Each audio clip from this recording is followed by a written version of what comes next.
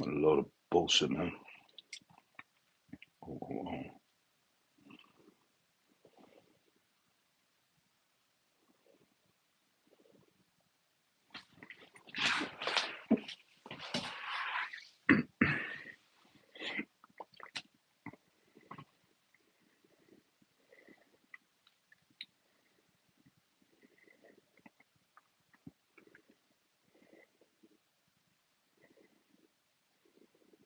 Oh la la.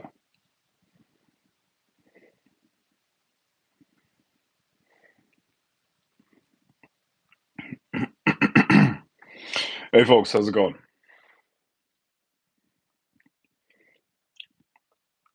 How's it going, folks? Welcome to this live stream. Audio as well. Well, thank you for letting me know. Perfect.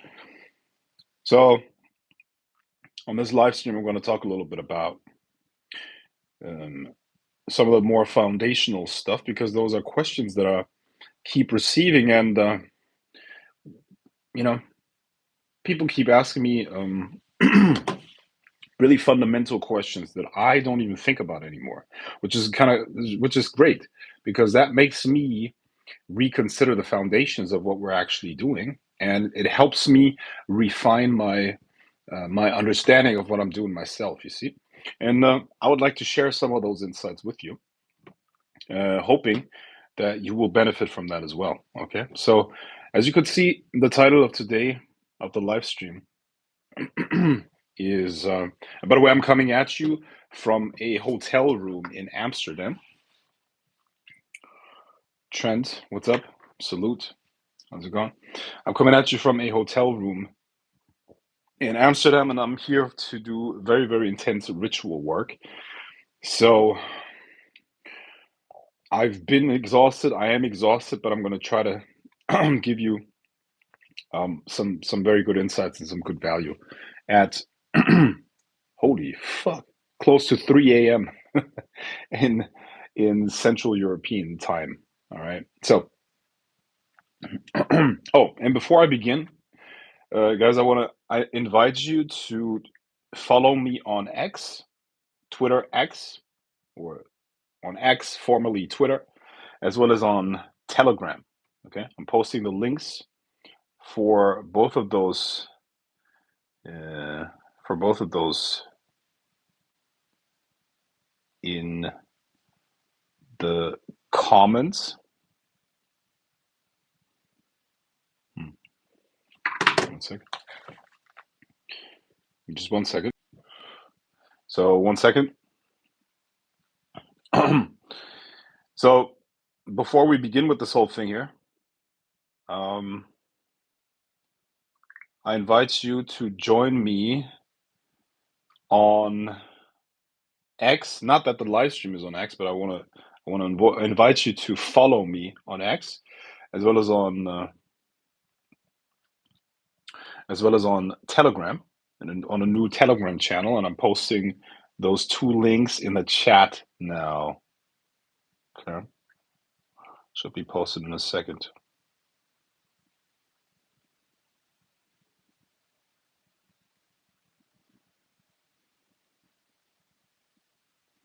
Good. So please follow me there. With that being said, let's begin with today's topic, which is one of the foundational questions.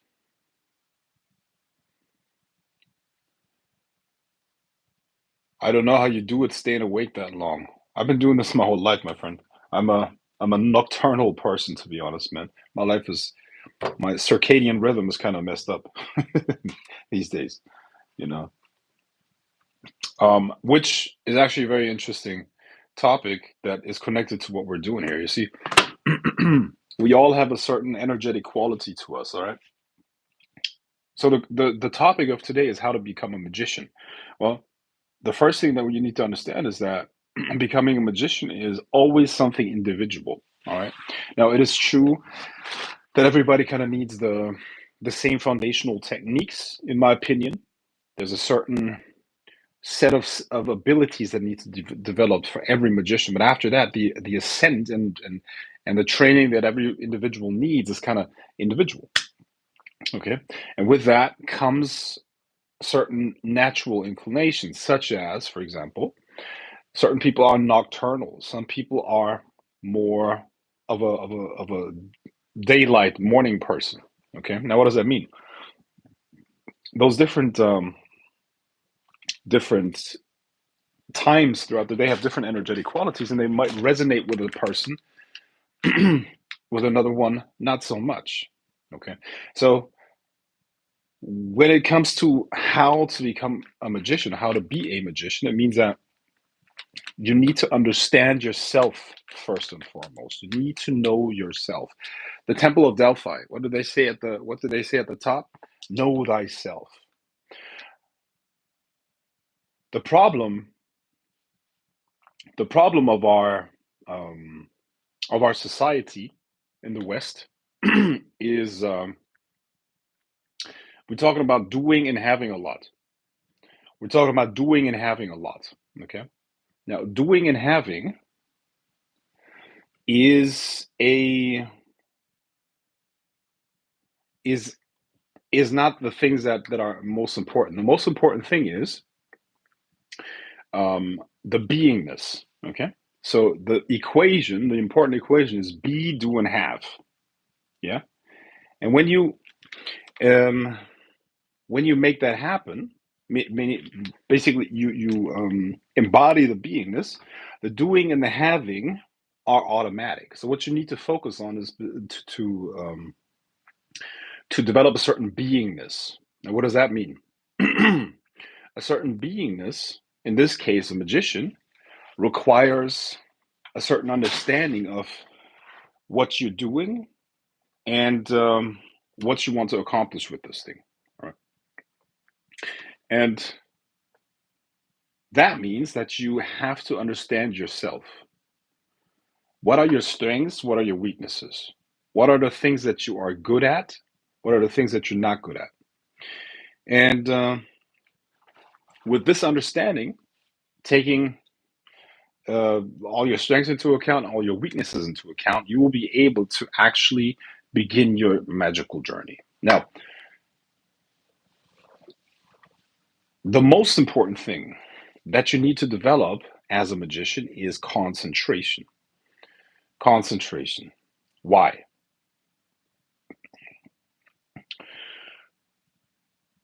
This will become clear when we understand how magic actually works. Okay? Now, magic is not something um, unclear. How magic works is actually very, very clear. How? There's a physical world, and there's a more subtle world, or subtle worlds of energy. And these worlds are interacting constantly. In fact, what happens physically is a result of what happens in those worlds that consist of energy. And when we as people or as magicians affect those energetic dynamics, we can affect what happens in the physical world, sort of indirectly. We want to affect something in the physical world, but we do that by not affecting the physical thing or creating the physical thing directly. What we do is we affect the energetic dynamics that are more subtle, and through that, cause something to happen in the physical. We influence something in the physical, we change something in the physical, or create something completely new in the physical. But we do that by working on the level of energy. You see? Now, we are connected to those more subtle levels of energy through our inner world, meaning, you know, let's talk about imagination, for example. The imagination is something that we experience within ourselves, you know? However, what we experience inside of our nervous system is really just a reflection of what goes on in our more subtle bodies that are part of those energy layers of reality. Okay, so what we want to do is we want to use our imagination to interact with a more subtle level of ourselves, aka our astral body, etheric body, mental body. And those bodies have the ability to affect the energetic dynamics around us. And through that, indirectly, our mind, our imagination, our will can affect something in the physical world through non-physical means, indirectly. We basically go through another dimension and affect something in the physical. Okay. These subtle worlds are very, very fast changing and fast moving, and there are specific dynamics that are taking place there. And you could say that there are seasonalities that take place. Okay. So certain times are good for certain energies and certain things, and others not so much. Meaning, certain times are better to do certain rituals for certain purposes, others are better for other things. So we need to take this into account.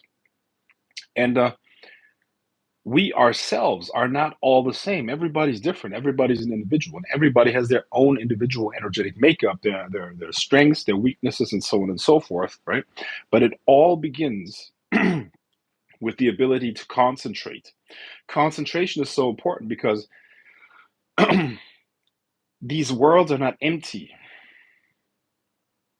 These worlds are filled with non-human entities, with the will, thought forms of other people, with the intentions of other people, and so on and so forth. Okay. So the first thing that you have to understand is that these spiritual worlds are not safe at all. They're not safe. They're not safe. And at the end of the day, it is might is right. That is the law that rules the spiritual universes as well.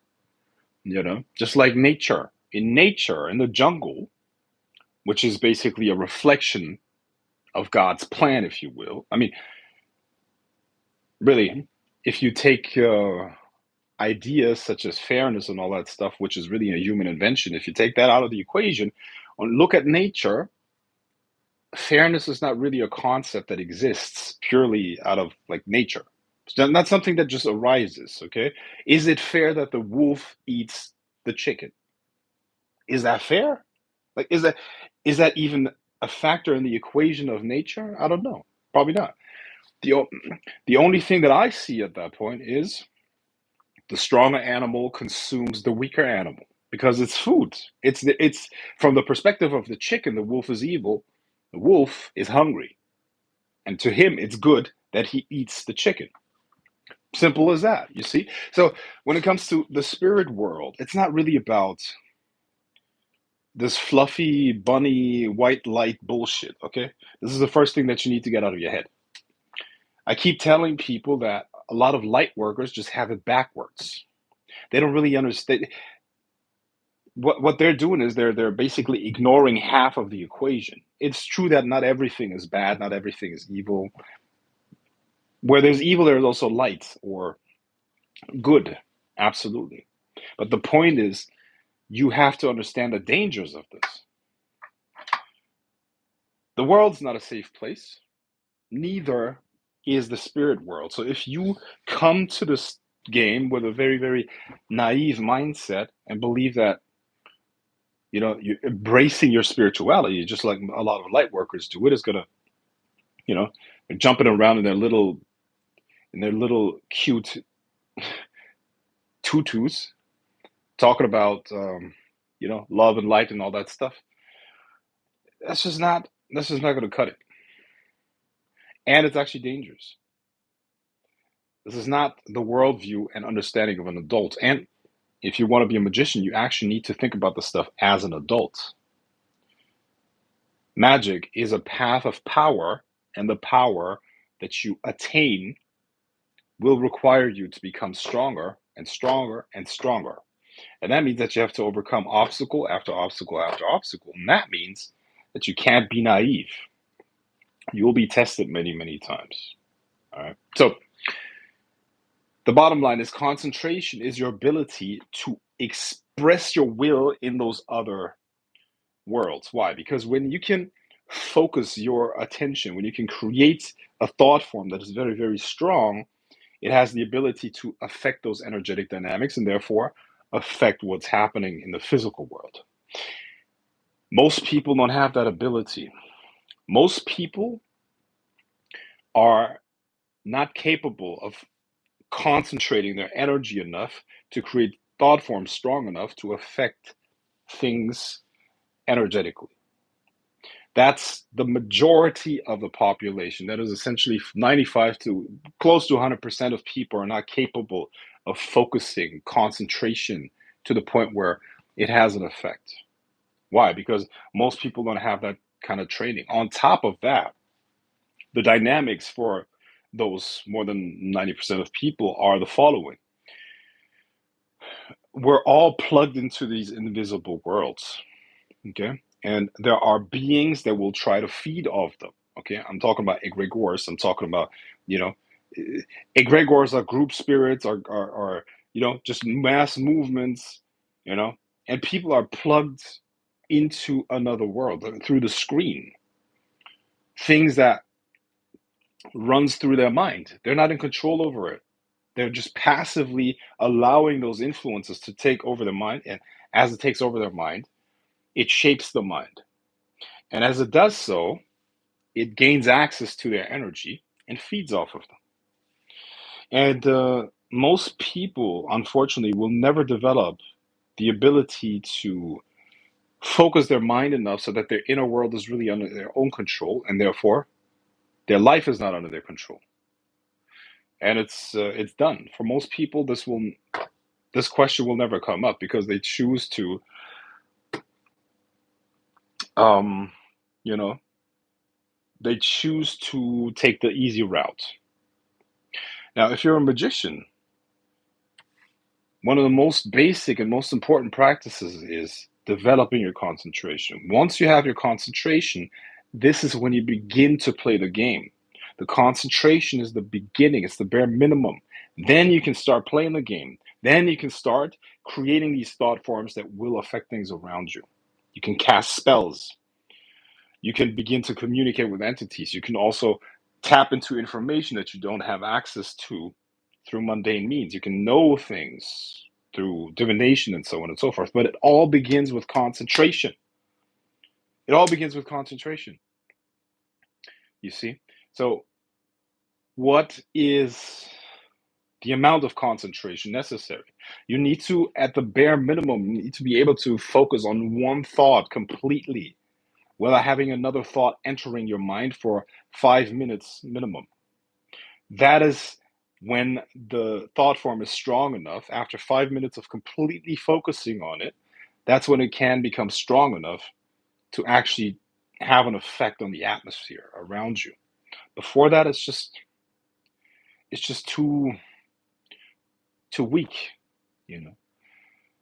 Now, the concentration is the foundation, and when you have the concentration to maintain what I just said, you actually have the ability to create strong thought forms. And this is where it all gets better, where it all gets really, really good, because then you are in charge of the atmosphere, not just around you, but you can create strong thought forms and you can influence things. You can begin to play the game. You can become an active player in the spiritual game that this whole life and universe is about. This is a spiritual game, it's a spiritual machine. Everything that you see, be it politics or mass media, or all of these things are essentially just big thought forms that are influencing people's collective unconscious and create world events, move things, and determine people's lives in course of events, you know. And very, very few people are conscious players of this game. Most people are really just food sources for big, big, large egregores and thought forms. That's really what they are, you know.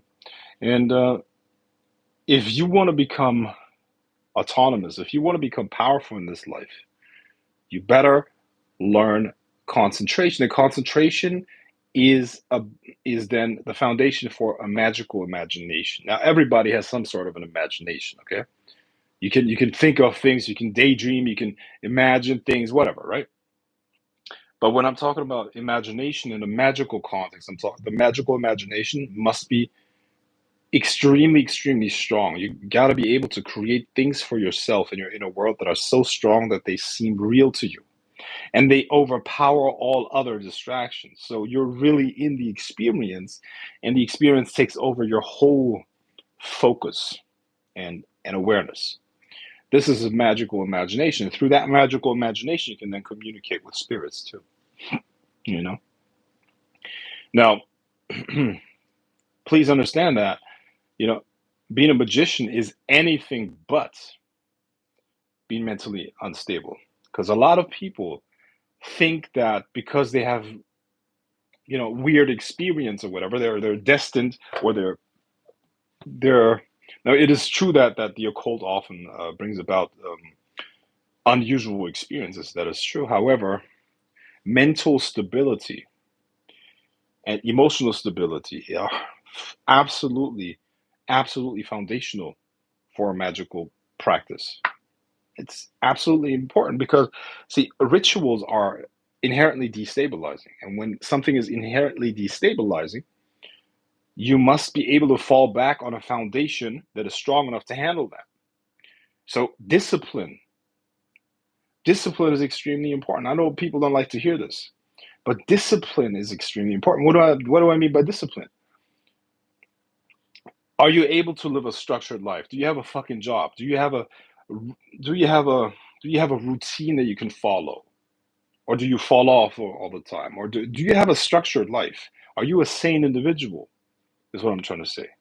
This is foundational. This is important because if you don't have the foundation of being able to ground yourself, you're gonna have a problem. It's like trying to build a skyscraper without the foundation. When you build a house, the most important thing is always the foundation. And the higher you want to build the house, the more strong the foundation must be. Extremely important. Extremely important. So discipline, concentration, magical imagination, and then comes power. That's what you want, power. What does power mean? Power means as much no never worry about finances again. How about that? Does that sound good for you? You know, there are always going to be depressions, recessions. Most people are always going to have problems in that regard.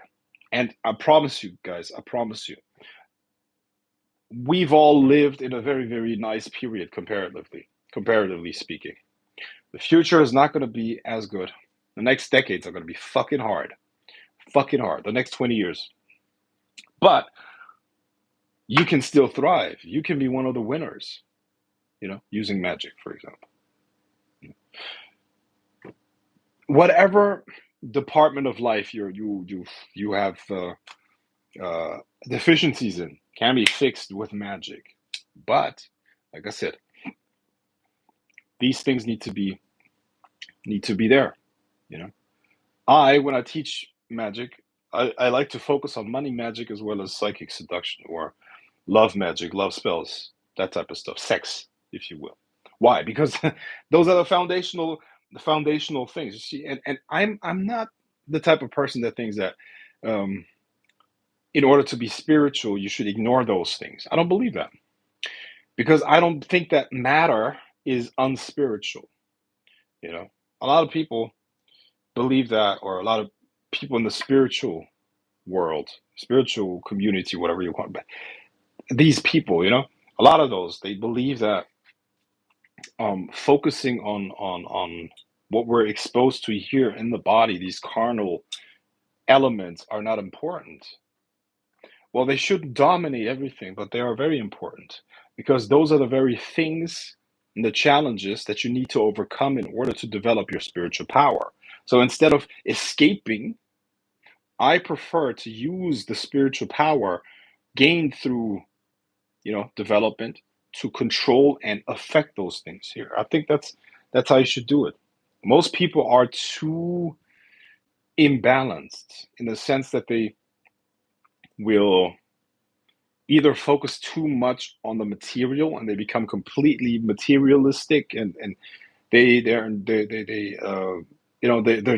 consciousness is basically trapped in matter, or they go all the way to the other direction and try to deny the body, they try to deny the physical world, and they try to escape it. Neither of those approaches is correct. I believe that there's a synergistic dynamic between all of them, and when you understand this dynamic correctly and use it to your advantage, you can grow stronger based on that. Okay, so that's what's important if you want to be a magician, and many more things. But those things that I just mentioned, the concentration, the imagination, the groundedness, you also need to be physically strong. Please understand this. You're working with energies. So you need to have a certain level of physical fitness. You also need to willpower. What is willpower? Willpower is the ability to stick to what you chose to do in spite of resistance. I see so many, you know, let's say there are many influencers that are talking about magic, you know, but let's say they're super obese. How does that make sense? Talk about willpower, you know. Talk about willpower, but you can't control what you put in your mouth. How the fuck does that come together? These two things don't match, you see. So it starts with you. The discipline and the power is developed through daily dedication to what you chose to do. Your conscious choice made real. And magic is not something that you just do for 15 minutes. Magic is something that can permeate your whole life and should if you want to get good at it. So start with strengthening your willpower by overcoming resistance. Do you do uncomfortable things voluntarily? Do you strengthen your will by overcoming daily obstacles? Do you exercise? Do you work out? Do you punish yourself every day? You should. Voluntary suffering is one of the greatest virtues there is. There's only one sin in this world, in my opinion, my philosophy, which is degeneracy, becoming a degenerate, allowing yourself to degenerate. That is allowing entropy to take over, to take hold of you. Everything valuable is hard to get, everything valuable is scarce, everything valuable requires overcoming obstacles. That's what makes things valuable and beautiful and positive and strong. So if you voluntarily expose yourself to obstacles and overcome them, aka suffer, you have done something in a sense of moving towards more perfection.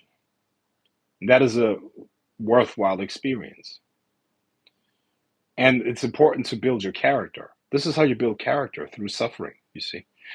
The opposite is the opposite, if you will. The opposite is you let yourself degenerate in some way or another. That is doing the exact opposite of what I described, and it should be a shame, you know. And these two lessons applied every day are going to make you move forward every day. Every day, you're going to get stronger and stronger and stronger and stronger. And this is how you build your willpower, and this is how you build character, your influence, your non physical presence in this world. It's going to be built up like that.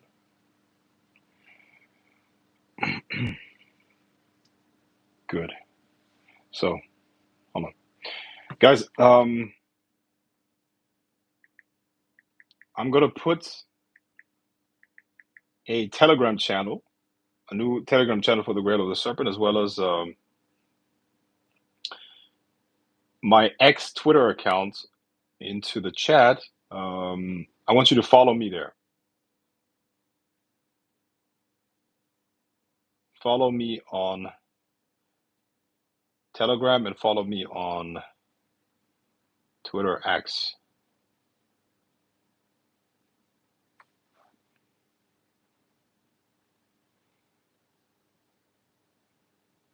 Look at the chat and follow me on these two.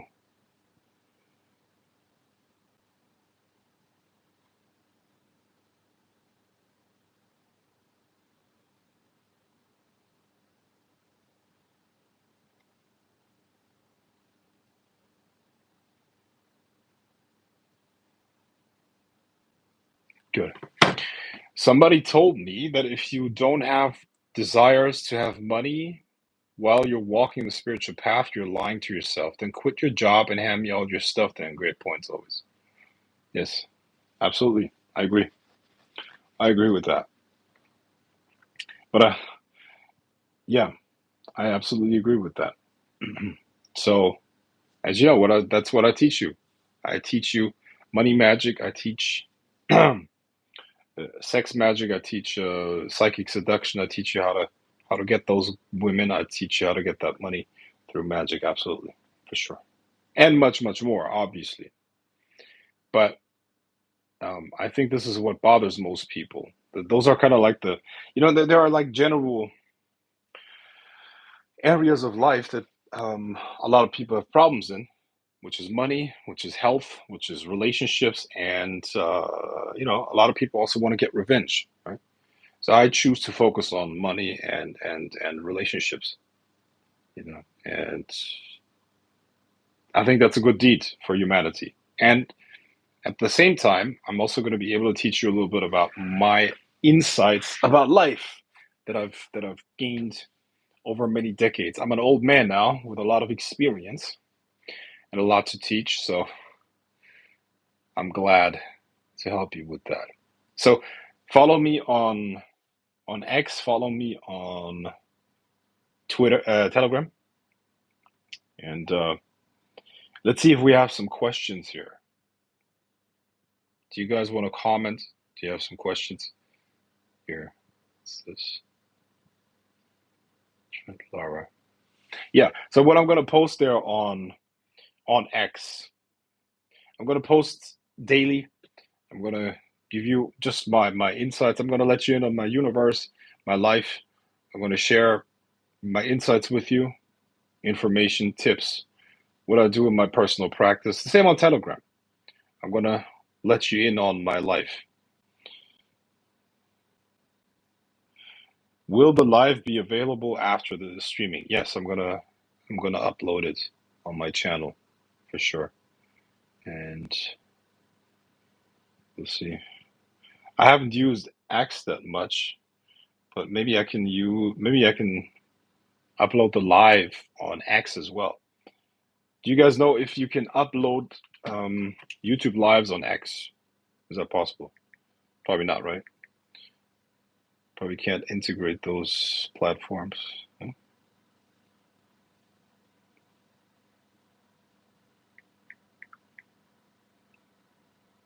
Can you upload?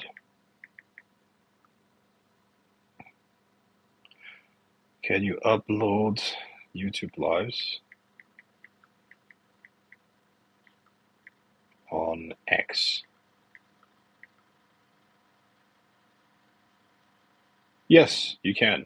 Share YouTube live streams on X.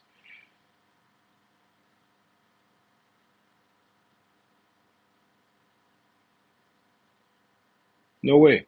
You can actually do that. It's perfect. Get the YouTube live link. I'm going to do it right now. Hold on.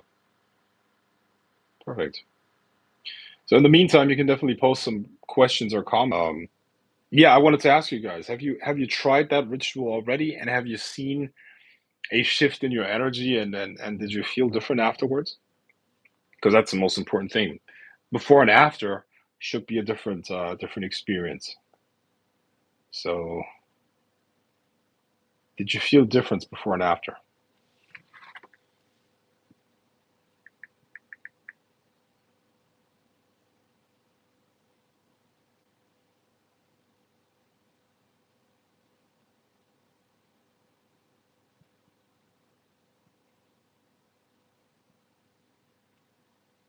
We'll do the ritual you shared. Yeah, that's a good idea.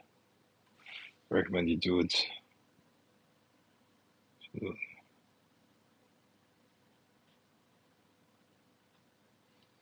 Absolutely.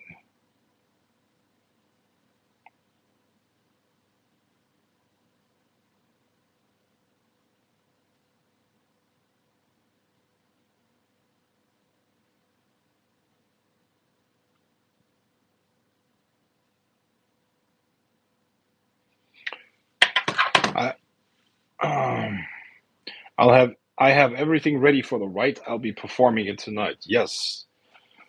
Yes, join us. You're all welcome. I have this I have my symbol here too, of course. And I'm gonna I'm gonna do it myself as well, of course.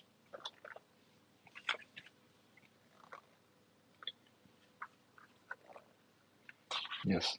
So this symbol, can't forget how powerful it is. It really is. It truly is. It is a direct connection to the egregor of the Grail of the Serpent. It is indeed a beautiful, beautiful seal, and at the same time, um, a solidification of control of all currents and command of all spirits. The power that the magician actually works for many, many decades or many, many lifetimes.